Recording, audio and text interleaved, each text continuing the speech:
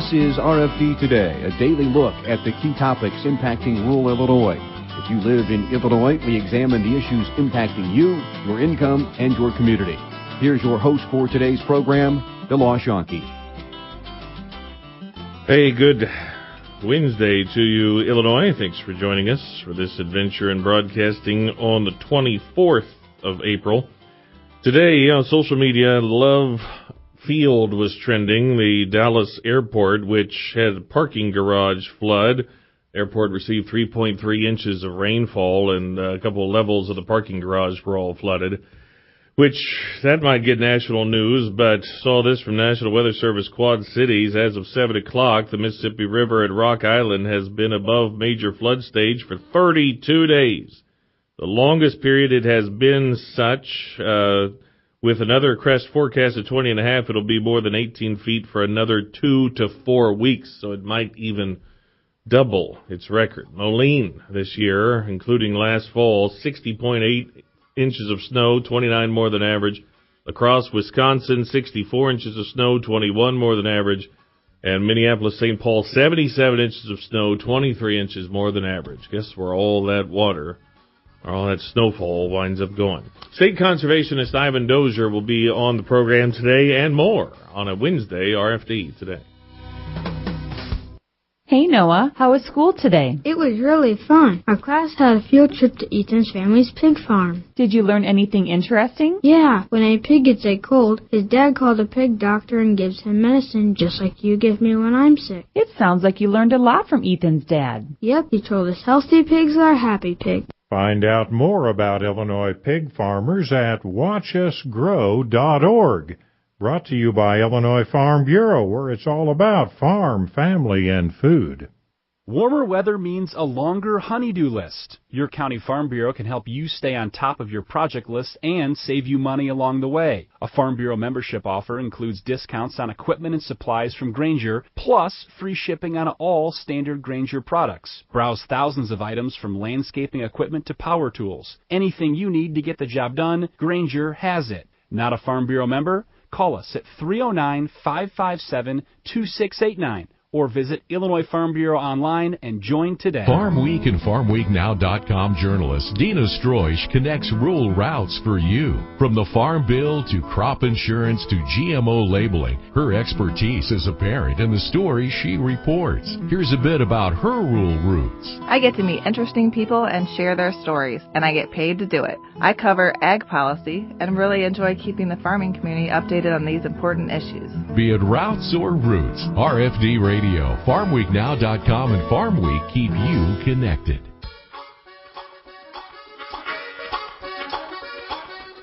Joining us on the program, we're pleased to have over the phone in Champaign our state conservationist, Ivan Dozier, USDA Natural Resources Conservation Service. Ivan, how are you? I'm doing fine. It's great to be here. I am glad that it is springtime. So nice. So much better.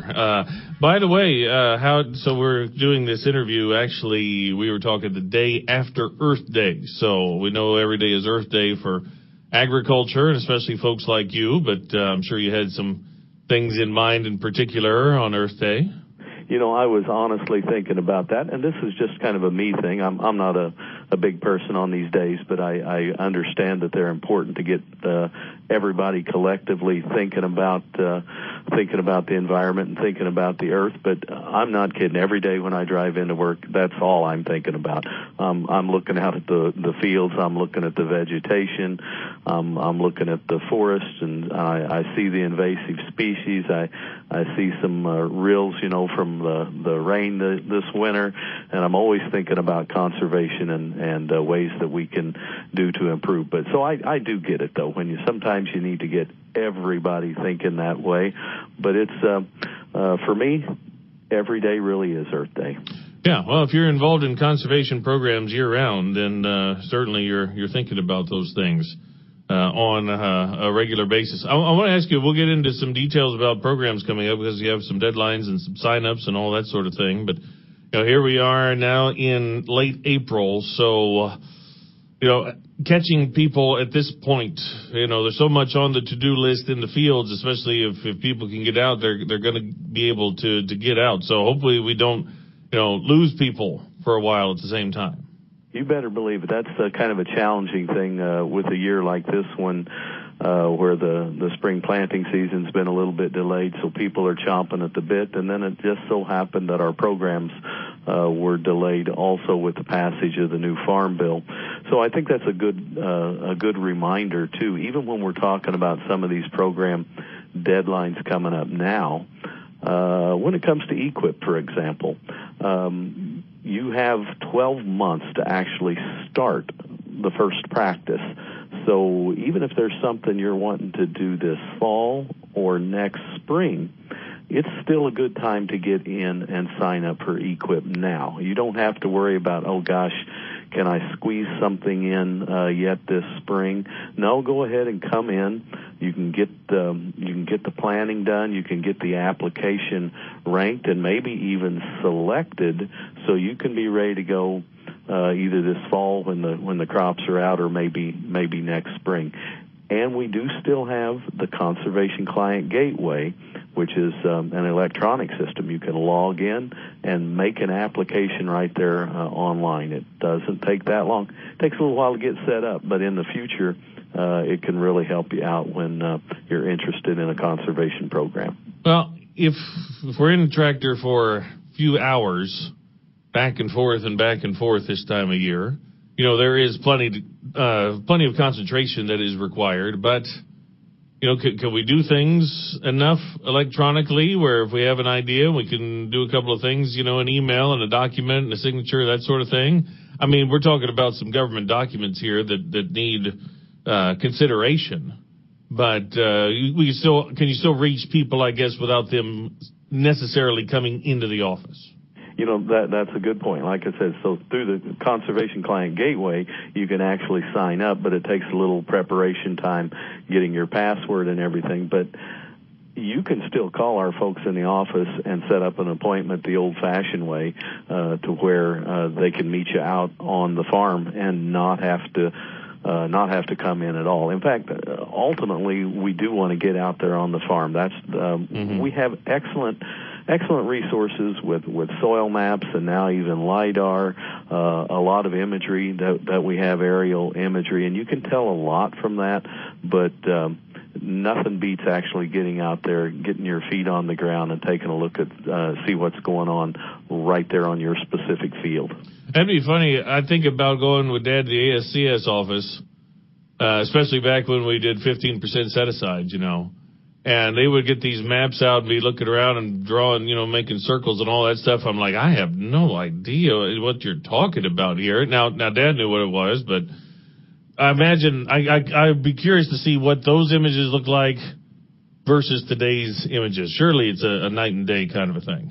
Well, certainly what you can add now, and like I said, LIDAR is a good example to where we can have such accurate topographic maps with LIDAR, and the images are clearer. I was speaking with a gentleman just the other day on the phone, and he started telling me where his farm was and this problem he was having with erosion next to a creek. While we were talking, I was able to find out where his farm was and see exactly what he was talking about. Now, we're still, like I said, we're still going to send somebody out there to kind of do the ground truth, but I just can't imagine, what that would have been like 20 years ago, just to be talking on the phone. He describes where the farm is. I'm able to zoom right in, and as he's talking about this one spot where he has erosion, and you can see it right there on the map. Incredible. That's pretty neat. So this, in fact, while we are in the tractor then, this could be the time where you say, you drive past this, and this is finally the year where you say, doggone it, we're going to do something about this. And you place the phone call and get the conversation started. That's an excellent way to do it while you're out there in the tractor, and if you have just a little bit of downtime, and you bounce across that gully and you say, yes, exactly, this is something that's been kind of bugging me.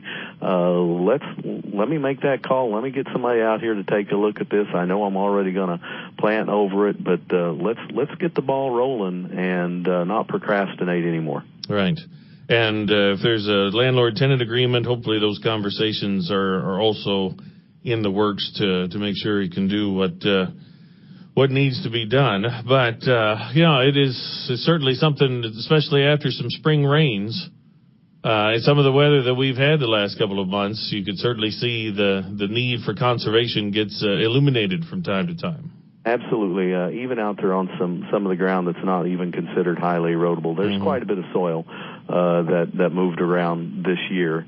And, you don't necessarily want to take a lot of action if it's an anomaly, but it could be a new trend, too, and put a stop to it before it gets worse.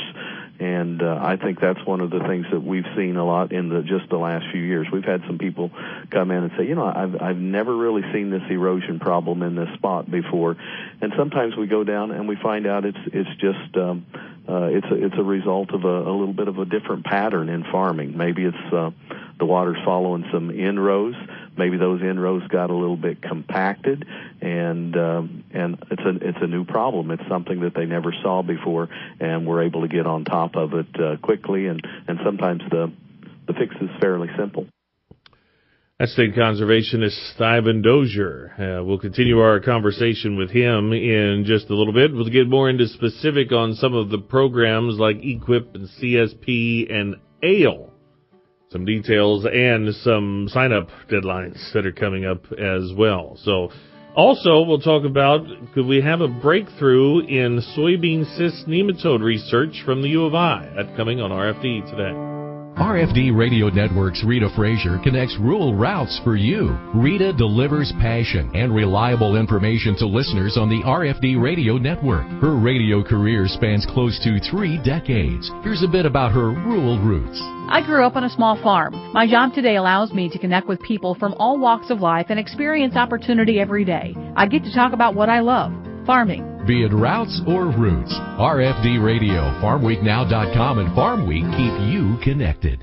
Hello, I'm Trooper Teal at the Illinois State Police. April is Distracted Driving Awareness Month. According to the most recent report from the National Highway Safety Administration, 394,450 people were either injured or killed in distracted driving-related incidents. Avoid distractions while driving, such as talking on your cell phone, texting, eating, and even adjusting the radio. Wear your seatbelt and remember to just drive. A message from the Illinois Farm Bureau and the Illinois State Police. You're going to need me. You're going to need us. All of us. You're going to need our technical skills, our math, our engineering skills. You're going to need our help with your water, your air, your food. You're going to need our organizational skills, our problem-solving skills. You're going to need our determination, our honesty, our compassion. You're going to need the next generation of leaders to face the challenges the future will bring. And we promise, we'll be there when you need us. Today, 4-H is growing the next generation of leaders. Support us at 4h.org. It can begin with an email, a phone call, a flyer in the mail, or perhaps a misleading website. Loan modification scams. They come in all shapes and sizes and under different names. Loan rescue firms, counseling services, mortgage consultants. Sometimes posing as a legitimate mortgage company willing to help you modify your loan and get caught up with your payments. But beware, these are highly trained con artists looking to steal your home. They often know who you are, where you live, and because it's public record, know if you are on the brink of foreclosure. You're not alone, however. The National Crime Prevention Council and U.S. Department of Justice have partnered to help homeowners identify and steer clear of these scam artists. McGruff the Crime Dog here. Protect your home and safeguard your finances. It only takes a little time to become informed. Start by finding a free legitimate housing counselor today. Take the first step. Visit www.ncpc.org/mortgage-fraud. That's ncpc.org/mortgage-fraud. This message is from the National Crime Prevention Council and U.S. Department of Justice.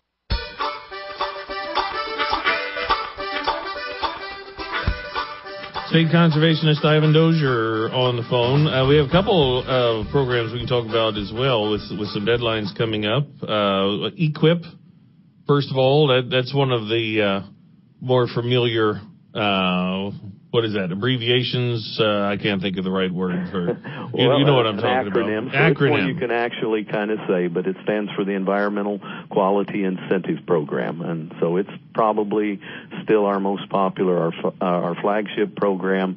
It just has an incredible amount of practices that can be used to address just about everything that you have going on with farming, whether it's confined livestock, grazing, row crop, forestry, wildlife, anything that you can imagine out there on the farm.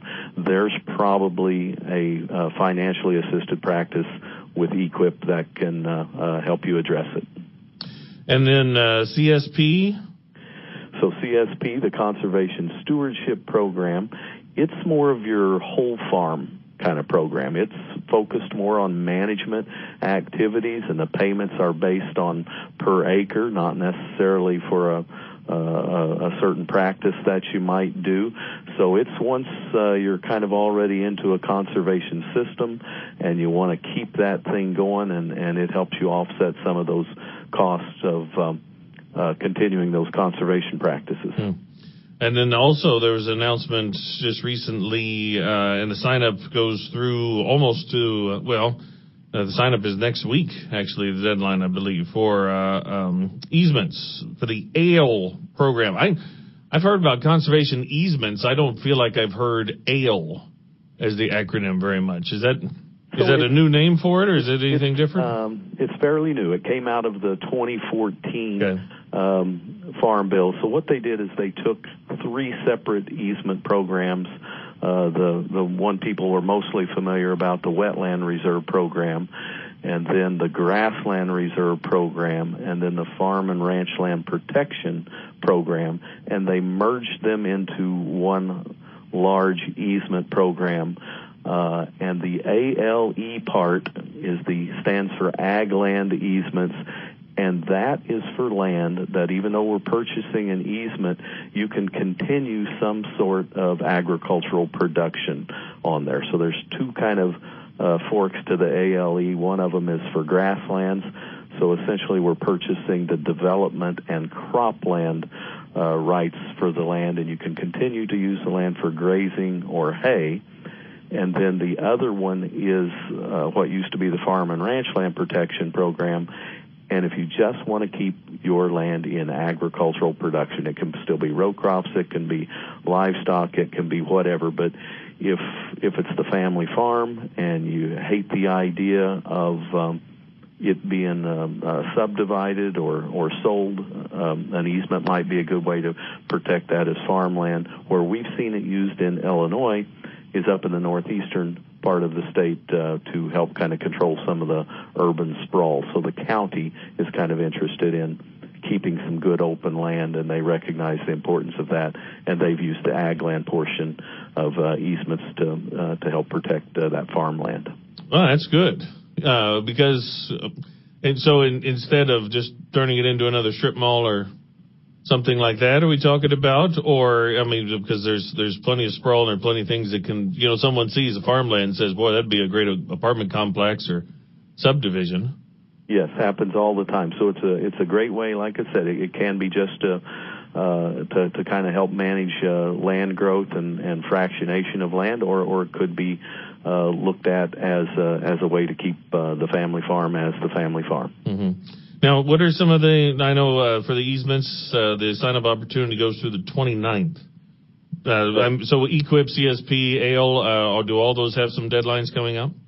So the sign-up is actually continuous. Okay. But what we have to do at certain times of the year, we'll just take all of those applications that we have and we'll do the ranking and evaluations on them. So yes, we've got some of those deadlines coming up. EQIP, the first one is coming up yet this week. So at the end of the week, we'll be grabbing up all of those EQIP applications that we have and start ranking them, and we'll be making the selections of those projects over the next few weeks. And then for ALE, we've got a little more time coming up on that, running through basically the end of April. And then CSP, I think May the 10th is when we'll be wrapping up those applications. Gotcha. So a little more time to get a couple of those things done, especially if there's any downtime between now and then. We can work on those sort of things. Absolutely. Now, I'm hoping everybody's going to be able to get out there, and I've been seeing a little bit of field work. I know there's been rain in the northern part of the state and more coming in the southern part, but I sure hope people are getting some good windows to get out there and start that field work. But, yes, if there's some downtime, I know you've got a lot on your mind, but take a little time to come in or else give us a call. And there's still plenty of time to get in this year, and some of it's even for some things you might be thinking about next year. Sure. nrcs.usda.gov and find the Illinois State Office, and away you go. You can also find local offices. Hopefully some of those are already programmed in the phone, but you can get the conversation going. Ivan, thanks so much. Always good to visit. I'm sure we'll talk to you soon. Yes, great to be with you. State Conservationist Ivan Dozier. Always appreciate visiting with him, and I'm sure we'll talk as spring continues this year. Hey, Stoller International is the premier Case IH supplier for Central Illinois with 5 convenient locations specializing in the latest farm equipment, parts, and quality service. Stoller International is the dealership that service built. Do we have a breakthrough trying to fight the soybean cyst nematode? We'll cover that next on RFD Today. More farm news and information ahead. Stay tuned for more RFD Today here on the Illinois Farm Bureau Radio Network. Spring is here and things are buzzing. Farmers and pollinators are working together to help feed us. In fact, 1 out of every 3 bites of food we eat exists because of bees, butterflies, birds, bats, and other insects. Pollinators are important to our food system and the ecosystem overall. That's why farmers and those in the agricultural industry are working together to protect pollinators through education, research, and conservation efforts. Visit ilagformonarchs.org to join the buzz. That's ilagformonarchs.org. Attention corn farmers.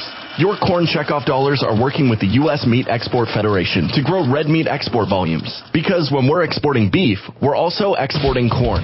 The beef industry consumes 28% of all corn fed to livestock, plus additional corn in the form of DDGs, a co-product of ethanol production. Now that's what we call working an angle. Your checkoff is working corn from all angles. Because of the Illinois Corn Marketing Board, your profitability is our bottom line. A message from the Illinois Corn Checkoff. What's the excitement about buying a brand new car when you pay full price for it? County Farm Bureau members have a reason to be excited. A Farm Bureau membership gives you 2 car purchase discounts. When members buy a new Ford vehicle, they receive $500 off their purchase. And with the purchase of a qualifying Lincoln vehicle, they receive $750 off. Everyone loves a good deal, and the money saved is worth the price of our annual membership. This is just one of our 300,000 plus discounts that are always changing to fit our members' needs. Not a Farm Bureau member? Visit Illinois Farm Bureau online and join today. If you're in the mood for some sprucing up, you're in luck. From big to small or farm to front yard, your Illinois Farm Bureau member discount from John Deere is ready and waiting to help. It's easy to think green when it's the Rewards Loyalty Program with savings on equipment, special parts, and home and workshop products. Whether your tasks involve mowing, planting, or cleaning, you'll be set for whatever your work requires. All you need to do is sign up, have your membership number handy, and go to johndeere.com/farm Bureau. All ag. All Illinois. All now. There are a lot of smartphone apps out there, but do they have what's important to us here in Illinois? The Farm Week Now app does, and it's always at your fingertips. All ag, all Illinois, and 24/7 where and when you need it for free. Go to your app or Play Store on your smartphone, hit search, type in Farm Week Now, that's one word, and download it today. Brought to you by Illinois Farm Bureau, where we're all about farm, family, and food. As you prepare for planting season, remember your neighbors. Whether you're an applicator, grower, or beekeeper, use FieldWatch to register your farm and monitor for sensitive sites around you. FieldWatch is a free, easy-to-use online mapping tool. Consulting FieldWatch is now a requirement for the over-the-top use dicamba products. Communicating with your neighbors will help you protect your farm and the environment. Don't wait. Go online to fieldwatch.com. Growing agriculture. We grow best together.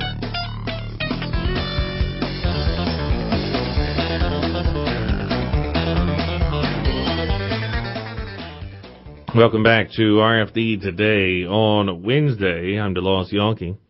Joining us over on the U of I campus is Dr. Nathan Schroeder. Dr. Schroeder, thanks for joining us. How are you? Thank you. Very good. Assistant Graduate Program Coordinator in the Crop Sciences Division of College of ACES. We're going to talk about the soybean cyst nematode and just what you have been studying and what we're talking about here, because this is certainly a yield robber for soybeans. So what in particular have you been interested in? What have you been studying about the nematode? Well, my group is interested in all aspects of soybean cyst nematode, and most recently we've been looking at sort of how this nematode gets big. So how does it go from this small worm-like stage into sort of this round lemon-shaped cyst that you can actually observe on the roots. So we've been looking at that development and found actually some stem cells in the nematode that really control that process. How long of a period of time does it take to, some of us go from skinny to round over a course of years, but I assume this is a lot quicker sort of activity. Yeah, this is in the matter of about 2 weeks that they do that. Wow. So that's significantly more surface area, I assume, then? Yeah, and we think that it's only actually the females that really do this, and we think that actually they're doing this in order to make room for more babies. So compared to some other nematodes that don't do this, they produce a lot more offspring. So a single SCN female can produce up to 500 babies. Wow. Now, is this something that has always been done, or is this just something that over time, as creatures evolve like this, is it, or is this just something that has happened in nature for generations? Well, it's been around. This nematode has been around for generations and generations. It was first found in the U.S. in the 1950s, but probably came from Asia before that, and it had been around in China, probably feeding on soybeans for hundreds of years. So we think that this shape probably evolved a long time ago. Right. Yeah, that makes sense. So what it would of course be great if we could eradicate this for good, but if we could find a way then where it doesn't make so many babies, then I assume that would be a goal worth pursuing. Exactly, and so that's what we're thinking. So we sort of cracked the door open and sort of understanding, okay, how does this happen? And now we need to sort of push it open a little bit wider to sort of see, okay, what are the mechanisms that are causing this, and can we sort of prevent those mechanisms from occurring, and like you said, reduce the number of babies that occur. How many babies would be? How many are involved in a single nematode? How much creation can take place just through one life cycle? Well, so a single female can make 500 babies, and within just a half a cup of soil, you might have 10, 20, 30 of these females, and so now you're talking about 5,000, 10,000 babies that could potentially hatch and be ready to affect soybeans within the matter of weeks. Okay, so just curious about this then. How does this work then? If I'm doing a corn soybean rotation, so what would happen to those 500? How long do they live? If I only have soybeans in this field every other year, how does this, continue on itself? Yeah, so this is another really interesting thing about this creature, because it can survive for a decade without feeding as an egg, and so it can actually sense the presence of soybean. So if a farmer's planted corn, Well, you might get a slight reduction in the number of soybean cyst nematodes out there, but you're not going to eliminate it. You could go to, let's say, 2 years of corn, 3 years of corn. You're still not going to eliminate it because this nematode can hang out in this protective eggshell and just wait around for soybeans to be planted. Wow. How does it feed itself for that long? Is there just enough residue that it's fine with doing that? It's at that stage, it's not feeding at all. It's relying on it's probably in sort of like a hibernation state and just relying on the energy that its mom gave it. That's incredible. So I was talking about this with weeds just yesterday. You know that you have a weed seed bank in the ground. No need to wait for them to arrive or emerge. Go ahead and spray them before they emerge in the first place. So we could also feel pretty confident that we have nematodes that we have to contend with whenever we have a soybean crop. Oh, definitely. I mean, the soybean cyst nematode has been found in every county in Illinois. It's throughout the Midwest. So it's surprising when we do an extraction and we find a zero of soybean cyst nematode in a field that's regularly been planted to soybean. Wow, fascinating. All right, we have a commercial break coming up here. Hang on the phone, if you will. Dr. Nathan Schroeder, at University of Illinois in the Department of Crop Sciences and study author. We'll continue this discussion in just a little bit on a Wednesday, RFD Today.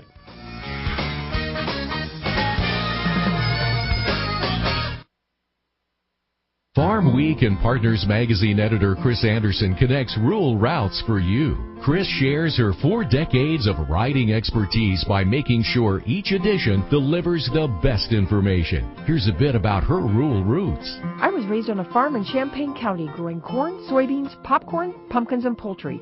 My top priority is to inform, educate, and even entertain Farm Bureau members. Be it routes or roots, RFD Radio, FarmWeekNow.com, and Farm Week keep you connected. Does the warmer weather have you itching for a weekend getaway? Take your Illinois Farm Bureau membership savings with you. Farm Bureau members can save up to 20% at choice hotels, including favorites like Comfort Suites, Sleep Inn, Quality Inn and Suites, with even more to choose from. Call 800-258-2847 or visit the Choice Hotels website to search all the hotels at once and to make advance reservations. Contact your local county farm bureau for your discount code number. Let's check the markets on the RFD Radio Network. I'm DeLoss Yankee, still slightly lower today. No rebound, even in soybeans, which had double-digit losses yesterday. We continue to be more and more oversold each day, it seems. May corn down 2.5, 3.48 3/4. July down 2 1/4, 3.58. December down 2 3/4, 3.77. May soybeans down 1 1/4, 8.60 3/4. July beans down 1 1/2, 8.74. November down 1 1/2, 8.94 3/4. Soy meal is up 20 cents. Soybean oil up 12. Soybean oil yesterday lost more than 60 cents. May wheat down 6 1/4, 4.32 1/2. July down 6, 4.39. June hogs up a dime, 92.47. June cattle though down $1.20, 119.92. DeLoss Yankee, RFD Radio Network.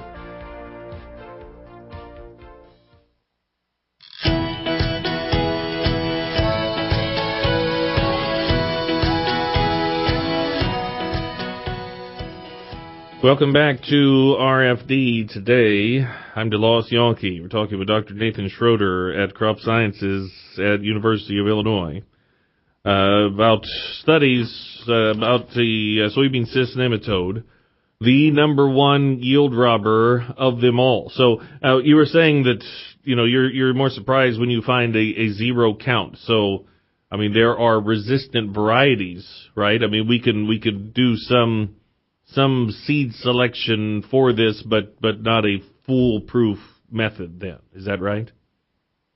Absolutely. So there are good resistant varieties out there, and probably most of the farmers in Illinois are using resistance to SCN.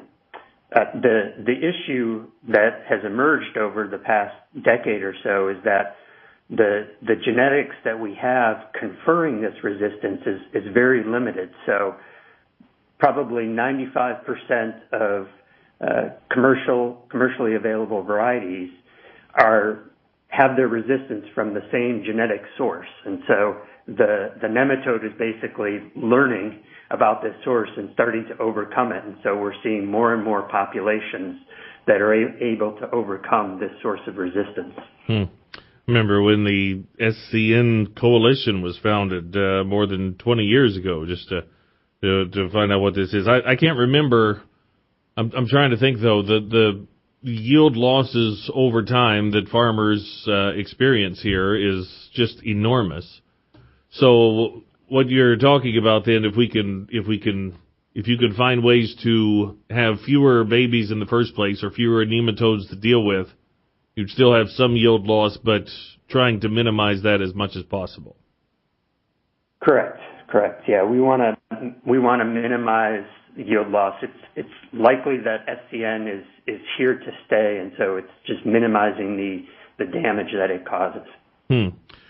So, is there any way within its cell then? So, do you want to make the cells smaller, or is there a way to weaken those cells during that egg laying time frame? You know, what would be the key to trying to minimize those populations?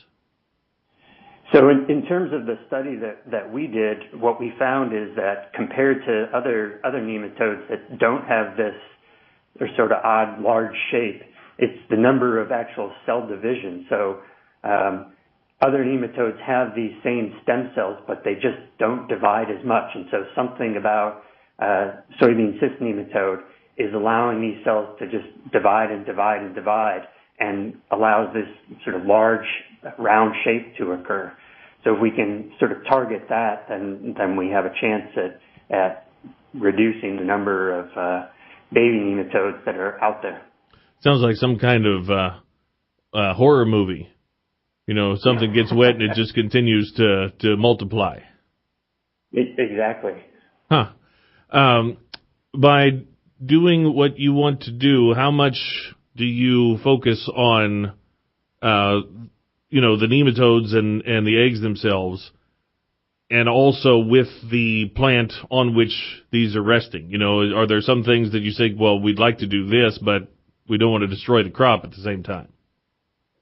Well, yeah, exactly. So, I mean, the question would first be, okay, what are the mechanisms that allow this? And then we would need to then check and say, okay, well, what are if we are able to sort of inhibit this, stop this, are we also going to be damaging the soybean, or are we going to be causing issues with soil health in general? That's something we want to be very careful with. Yeah, I was just thinking about dicamba. R1 is part of the label. At what point in the soybean's growth would we even be talking about here? Well, so in an ideal world, we would do it sort of early in the season, but I think we're still a long ways away from actually testing a particular product. Yeah. Could you do it through treatments, or is that too early in the process?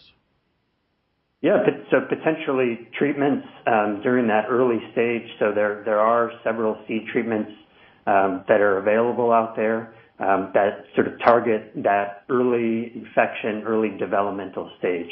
So I think that's a great sort of time frame to go after. Wow. So if you could use a treatment as opposed to another pass through the field, diesel and compaction and, all of those things, if you could do that from the very beginning, that would seem like a pretty good victory. Exactly, yeah. Are there conversations in there as well, being so much as being relied on treatments, without asking too much of those treatments as well? Because there are probably 4 or 5 other people, whether they're in your division or somewhere else, saying, boy, if we had a treatment for this, that would be great. So not asking too much on those things from the beginning as well. Is that something to consider? Yeah, I think, with any sort of pest or pathogen, you don't want to think about a single silver bullet, because that's where we get into trouble. So You want to think about this integrated pest management approach where you're using plant resistance. Maybe you're using seed treatments. Maybe you're using other cultural control methods. You want to think about that whole the whole gamut of potential strategies. Now, is this solely U of I work? Is it solely Champaign work, or are you doing this in other parts of the state, or do you have collaborators in other agronomy departments around the country? So right now it's just here at the University of Illinois. Oh. Have you been able to obtain grant funding for that sort of thing? Has there been much support on anything like that? Well, so this study just came out, so I'm actually in the process now of putting together some grant proposals and fingers crossed. Excellent. Part of the job, unfortunately. You'd probably rather stay in the lab, but someone's got to complete those grants at the same time, right? That's right.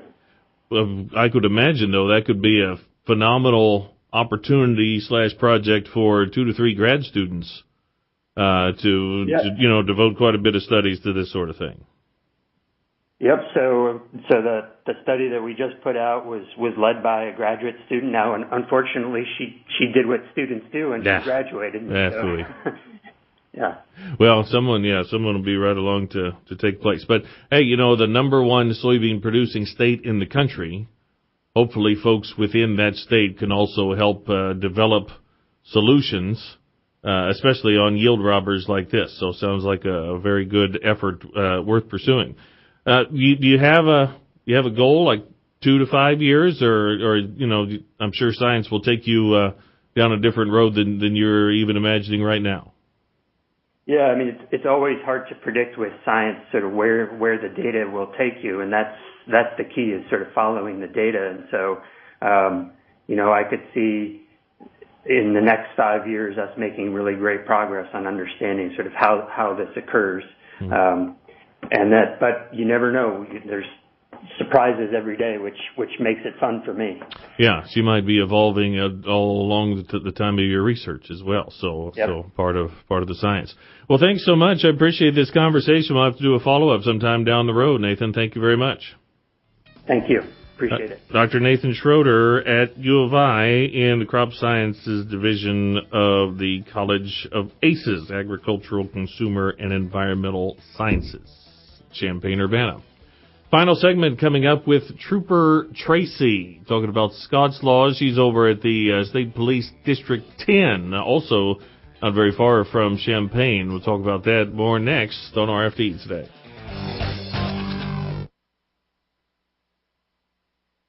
Let's check livestock markets on the RFD Radio Network. I'm DeLawrence Yalke. Illinois Direct Hog Market held steady, $51 to $60 a hundredweight. That was after gaining $3 to $4 on Monday. Sow Market did as well.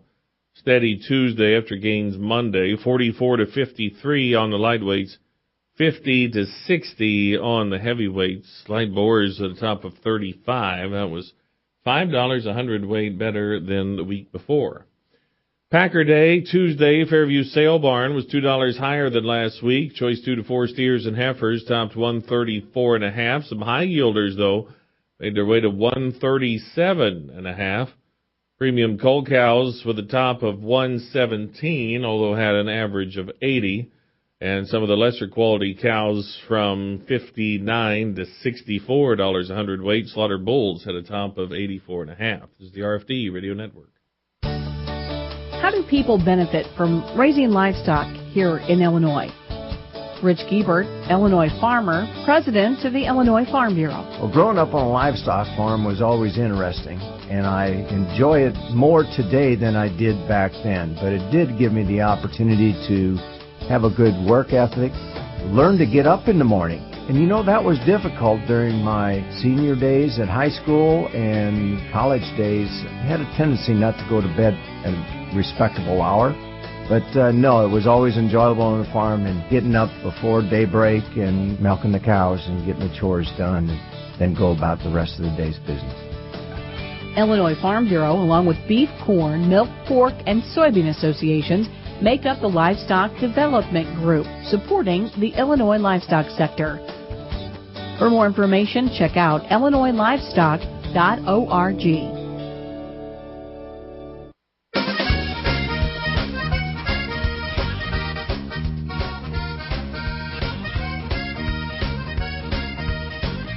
For For RFD Radio Network, I'm Katie Spengler, here with a very special guest. For Distracted Driving Awareness Month, you may have seen her hashtag-filled posts on Facebook or her hilarious Facebook Live videos reminding drivers to turn on their headlights in the rain. But we are just absolutely delighted to welcome Illinois State Police Officer and State Social Media Coordinator, Trooper Tracy Lillard. Hello. Hi, how are you? I'm good. Great. So, welcome to Bloomington. Thank you. Who is Trooper Tracy? How long have you been a state police officer? How was, Trooper Tracy, like the Facebook page, born? So I have been a state trooper. I'm in my 19th year, and I also have a spouse who is a state trooper. He is a sergeant on midnights, and he has a canine. And so, we've just been born into this state trooper life, and I actually, I'm from a farm. He's from a farm. So we're born and raised farmers, and then we turned into police officers. But the whole Trooper Tracy thing came about last year. I've been Trooper Tracy teaching in the classrooms and teaching driver's ed and young kids about, the hazards of methamphetamine. And I talked senior citizens about how to drive safe. And then I started a Facebook page within the state police under District 10, which was my area. From that, people just really started taking to my personal connection that I was making with people. Instead of being a robot, instead of being just a trooper that's barking orders, I made it more personal. I turned the camera around and I started doing silly stuff, and that has grown now. And so now actually they've pulled me out of the district and they've given me a platform. So I have social media. I run social media for the entire state police: Twitter, Instagram, Snapchat, Facebook. It's my full-time job, and I still get to speak, so I still get to go to speaking events, which is one of my favorites. But I am able to get our message out, whatever that message may be: distracted driving, impaired driving, Scott's Law, anything that we're talking about. I can use my social media platform for that. So I guess backing up a little bit, you said you were born into an ag background. Yes. And your grandfather was an IFB county president. Correct. So you have these Farm Bureau roots, which is something we love here. Tell us a little bit about how you've incorporated ag into some of your social posts. Sure. Farm safety is one of my biggest platforms, or one of my biggest messages, I guess.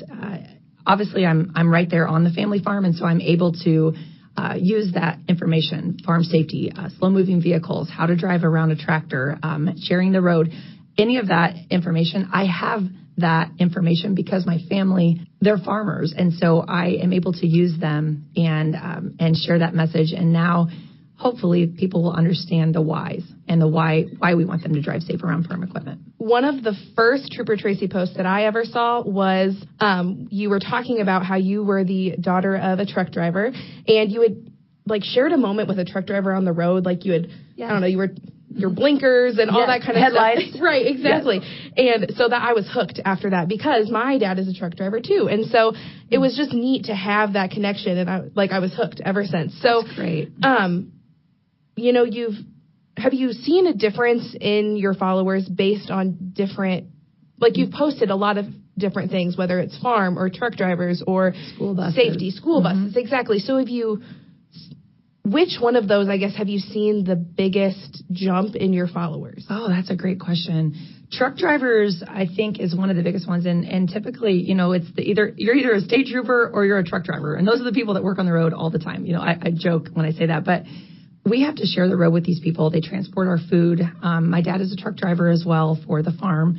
And I feel like when I make that personal connection, whether it's a truck driver, a school bus driver, a motorcyclist, because I speak a lot to the motorcyclists. I'm speaking to them. I'm complimenting them on what they do well, which is actually, I think, what draws the followers in, rather than me ridiculing or, making fun of a certain whatever, a driver or an incident. I actually take the positive that I see, and that's how I feel like the followers have grown. I think I've really changed the mind of a lot of the truckers in that community of why we do what we do. And we're not out there for quotas. We're out there to keep everyone safe. And I think they've really realized that. And so now I have followers that are truck drivers from across the country, as well as farmers from across the country, since I've used that farming message, that farm safety message. Motorcyclists, school bus drivers. I've done a lot of school bus safety stuff. My dad was a bus driver, part-time for the school, and he no longer is. But I can use those personal relationships that I have with my family, my friends, and then I can regurgitate that information out, and hopefully the public will see a different side of everything. So you try to share the positive sides of things. Do you typically get met with positivity back? Absolutely. Typically. I still have a lot of trolls on there. But I think the positive, there's so many people that have said, oh, I didn't realize that I didn't realize that my automatic headlights don't work in the rain. I didn't know I shouldn't use cruise control. Like, there's so many people that I'm teaching educational moments, but they don't know they're being taught. And I try to do it in a fun way, whether it's the use of a hashtag or a funny video. But I feel like these followers now understand, and now they've got my back, and now they are able to share that message as well. And so my goal is to have safe drivers. My goal is just to have everybody understand that, and then also build that relationship with law enforcement and the community. So I want them to know that we're people just like they are. Awesome. Well, thank you so much for joining us today. For just the listeners that may not be following you on social media right now, what are those, I guess, maybe top 3 social pages that they can follow you on? The Illinois State Police page for Facebook, it's Illinois State Police, and then also Trooper Tracy, and then the Illinois State Police District 10. So those are my 3 main platforms that I use. And obviously I have a lot more, but those are the main 3 that they're going to see the most content from. Perfect. Well, thank you so much again. We're so excited that you could join us today. Thanks. Have a great day. Thank you. For RFD Radio Network, I'm Katie Spangler. Thanks, Katie. And by all means, move over when you see those lights in front of you. I'm DeLoss Yonke saying watch your ends. We'll be back in studio tomorrow. More farm news and information ahead. Stay tuned for more RFD Today here on the Illinois Farm Bureau Radio Network.